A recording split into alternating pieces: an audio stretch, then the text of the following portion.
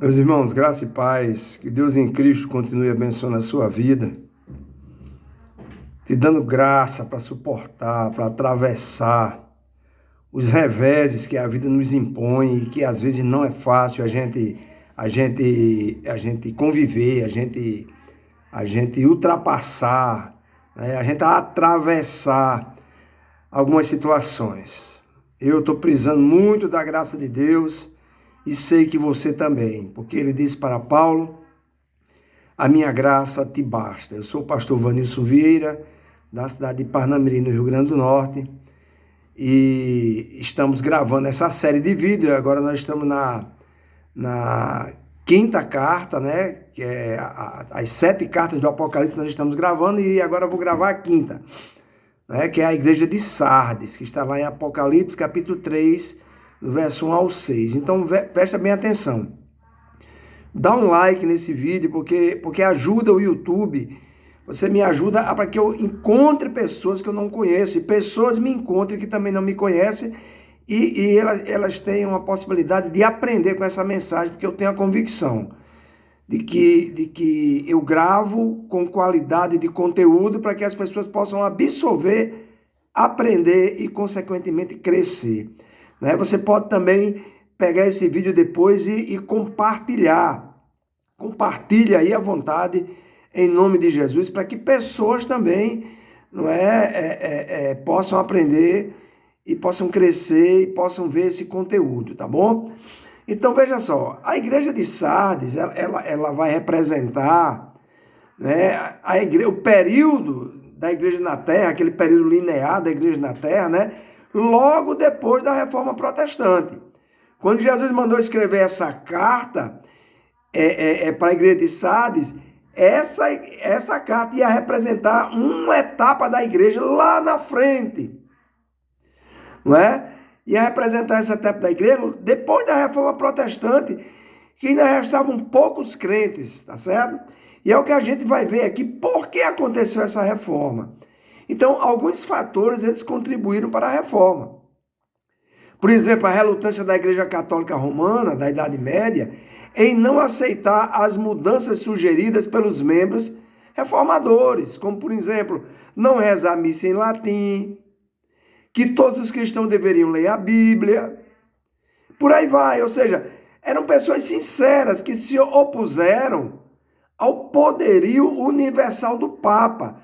Ou seja, o Papa, a palavra do Papa era tida como até como possível ele mudar o que estava na Bíblia.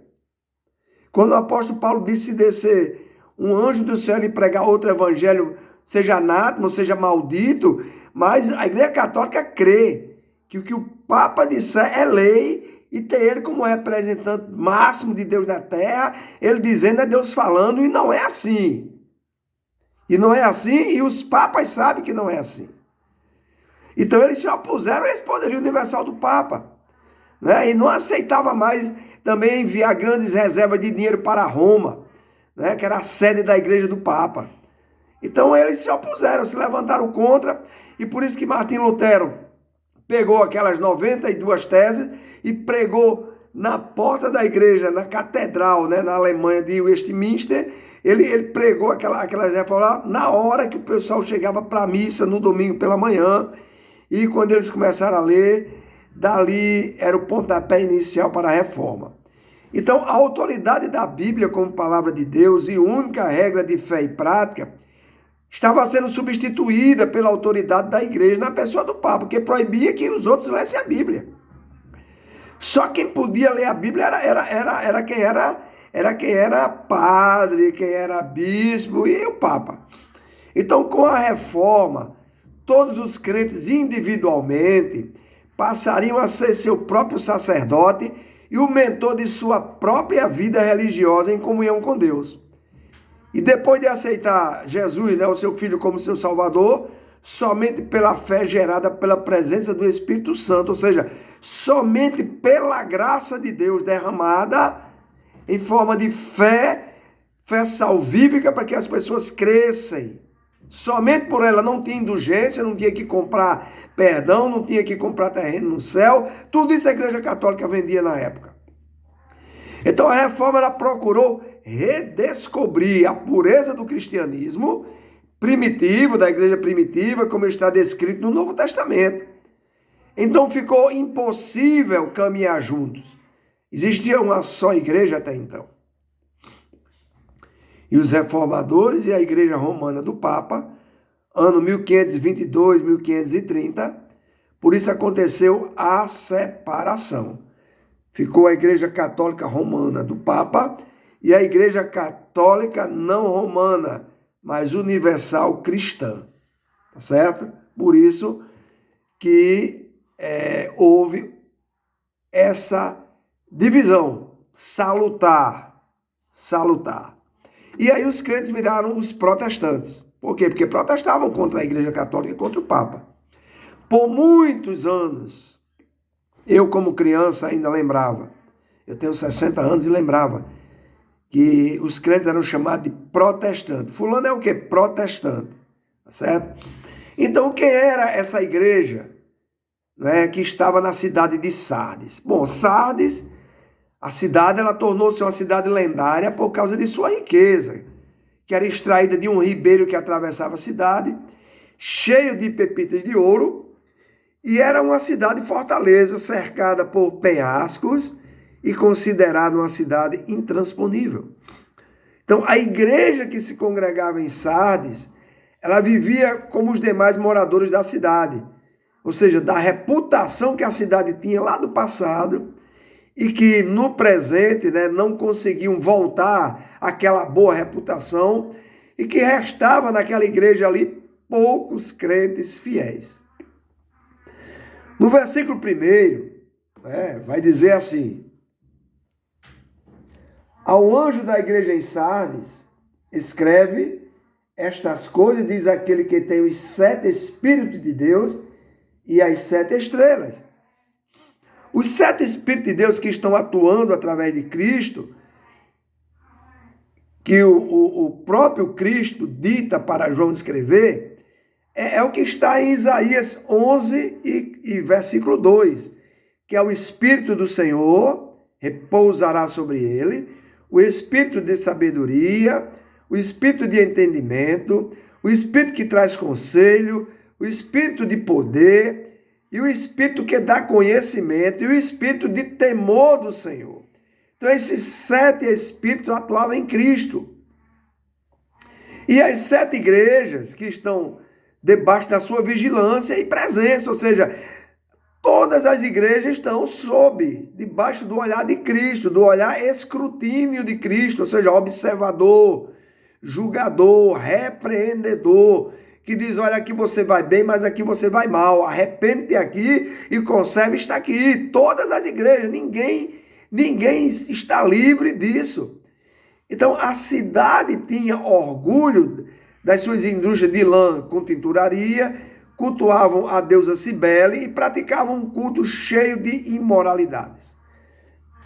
Então ele continua dizendo no verso 1, conheço as tuas obras, que tem nomes de que vives, mas estás morto. Essa era uma palavra para a igreja que estava ali em Sardes. Conheço vocês muito bem. Vocês têm fama de que estão vivos, mas vocês estão mortos. Então a igreja do Senhor que estava em Sardes, espiritualmente estava morta, segundo a observação do próprio Senhor da igreja, contaminada pela convivência na cidade. É aqui eu lanço uma pergunta. Você está preocupado com a opinião do Senhor sobre você, que é a igreja? Você está preocupado com o Senhor? Que crente sou eu? Que servo sou eu? Que discípulo sou eu do Senhor? Essa pergunta nós devemos fazer para o Senhor constantemente. Então restavam poucos membros que permaneciam fiéis. E quem são esses? Os remanescentes. De Gênesis a Apocalipse, Deus sempre conta e trabalha com remanescentes. São os que vão ficar, os que vão restar. Depois que muitos começarem a viver um evangelho diferente, um evangelho que não é bíblico, até virando seita, negando a fé, apostatando, Mas tem aqueles que vão permanecer fiéis. Quem são? Os que vão dizer, Senhor, eis-me aqui. Todos estão se prostituindo espiritualmente, mas eu permaneço aqui, Senhor, usa-me. O que devo fazer? Como devo me comportar? Como devo agir? E permanece orando, e permanece fazendo aquilo que Deus mandou que a igreja fizesse. Então, quem olhava de fora tinha a impressão que a igreja era atuante, tinha uma vida espiritual ativa, de acordo com a palavra de Deus.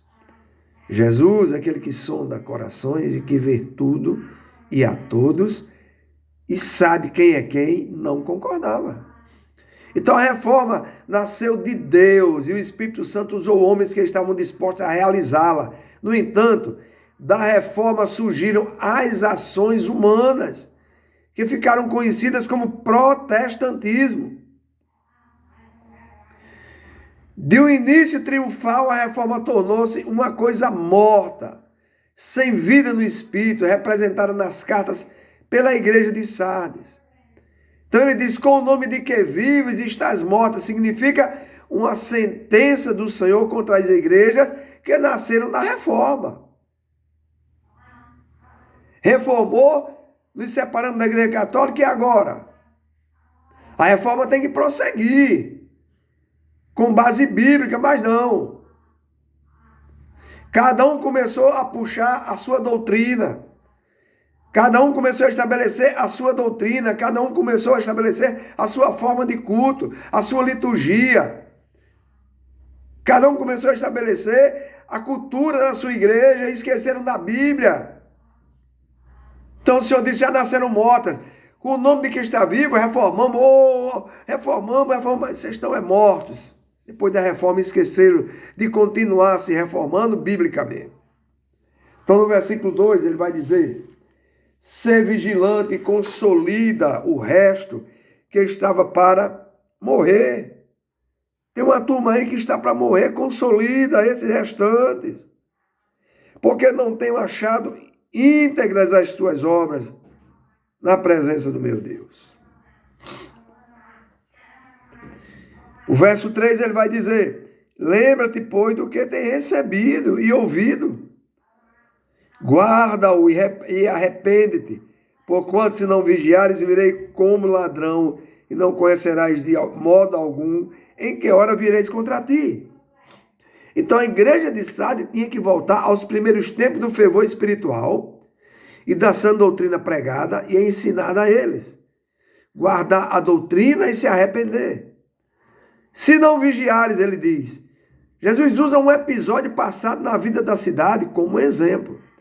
Eles já tinham sido invadidos por 2 vezes por excesso de confiança de seus guardas, que dormiam tranquilos, confiando nas barreiras naturais em forma de penhascos, que rodeavam a cidade e que era considerado intransponível. Por isso que ele diz, eu vou vir como ladrão, ou seja, daquela mesma forma que vocês foram invadidos 2 vezes, que não vigiavam, e chegou a cidade a ser invadida como ladrões, vocês não vão saber a que hora vai acontecer, que eu voltarei para agir. No versículo 4 ele diz, tens contudo em Sardes umas poucas pessoas, irmãos, como Deus conhece, como Jesus conhece a igreja. Aí tem poucas pessoas que não contaminaram as suas vestiduras e andarão de branco junto comigo porque são dignas. Jesus está lembrando que sempre restarão os remanescentes, que não se contaminarão com o mundo.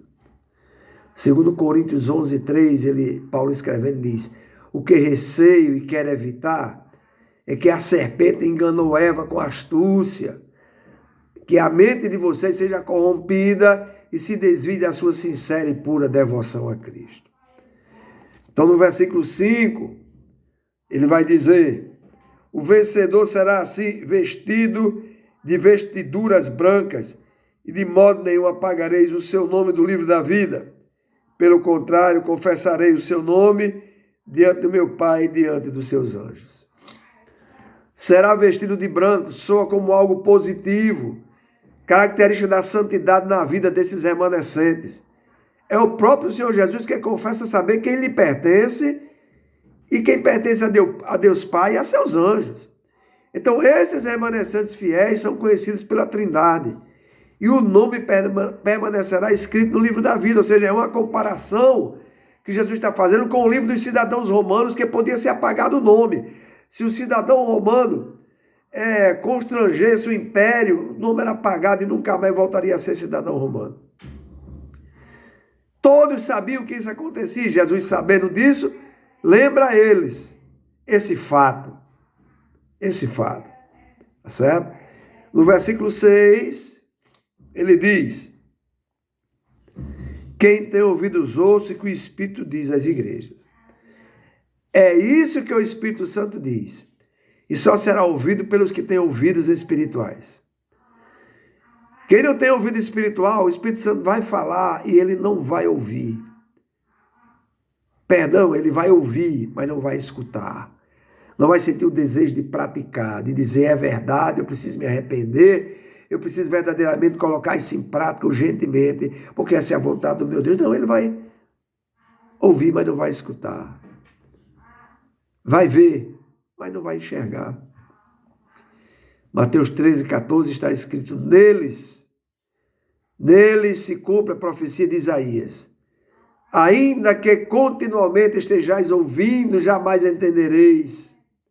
Mesmo que sempre estejais vendo, nunca percebereis. Falta olhos e ouvidos espirituais. Mateus 24, o 12 e o 13, Mateus diz: devido ao aumento da maldade, o amor de muitos esfriará, mas aquele que perseverar até o fim, amando ao Senhor, e a sua obra será salva. Hebreus 2 e 3. Como escaparemos se negligenciarmos tão grande salvação? Essa salvação, primeiramente anunciada pelo Senhor, foi-nos confirmada pelos que a ouviram. Então, queridos, Jesus sabe quem é você e sabe quem eu sou. Sabe a tua obra. Não adianta você se esconder. Antes de olhar para os lados ou para trás e ver se alguém está te vendo, olha para cima. Olha para cima, porque o Senhor está olhando para você, está te vendo. Está dizendo: conheço as tuas obras. Amém? Então seja um remanescente. Nesses últimos dias o amor vai esfriar, vão apostatar, vão querer ouvir só palavras doces. As pessoas vão negligenciar os cultos, mas você vai permanecer um remanescente fiel. Um remanescente fiel. Compartilhe esse vídeo, me ajuda a evangelizar pessoas. Faça parte desse ministério. Compartilhando, dando like, porque quando você não compartilha, é o YouTube agora que vai compartilhar com outras pessoas que vão ouvir essa mensagem. Que Deus em Cristo continue abençoando você.